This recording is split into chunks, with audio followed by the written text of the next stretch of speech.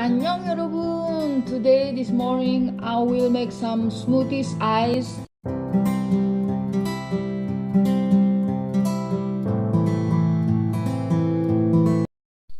The ingredients are soya milk, freeze in the refrigerator, a banana, 4 strawberries, a half of avocado. You will need a blender and little water. The steps are: first, put the soya milk into the blender. Add the strawberries, avocado, and banana. Make sure you cut the banana first. After that, blend it all by adding little water. Press the on button. Wait until it all blends smoothly.